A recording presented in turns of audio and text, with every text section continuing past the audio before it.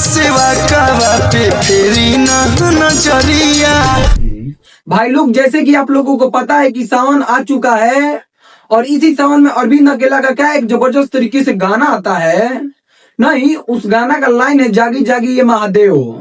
पहले आप लोग दोस्तों ये गाना सुनिए, उसके बाद अरविंद अकेला के बारे में कुछ कमेंट करिएगा। जागी जागी महादेव हम जिस प्रकार अरविंद अकेला इस गाने में भोले बाबा से गुहार लगा रहे हैं, अपना सेवा कावा पे फेरी नजरिया। सच में दोस्तों ये गाना सुनकर तो लग रहा है कि ये गाना पारंपरिक और भक्ति, अगर भक्ति गाना हो तो ऐसा ही हो। भंगिया धतूरा चढ़ाइब पच में। ये गाना सुनने के बाद सच में दोस्तों दिल में सुकून नहीं मिल रहा है, क्योंकि ये एक प्रकार का इमोशन है।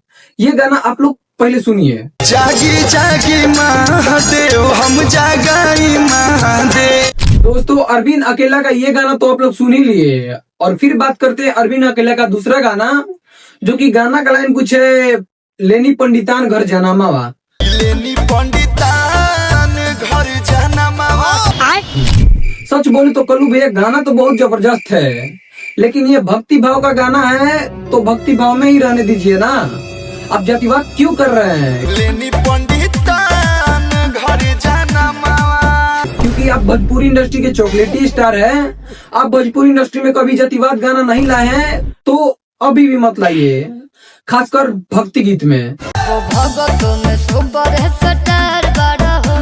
भगवान का दिया हुआ आपके पास इतना अच्छा आवाज है, आप कुछ भी गाओगे तो वायरल ही हो जाएगा। तो आप जातिवाद नहीं गाओ तो सही है, क्योंकि आप भोजपुरी इंडस्ट्री के चॉकलेटी स्टार हो। यार आप लोग दोस्तों बताओ कि अरविंद अकेला का 2 सावन गीत में आप लोगों को कौन सा अच्छा लगा? आप लोग कमेंट में बता सकते हो।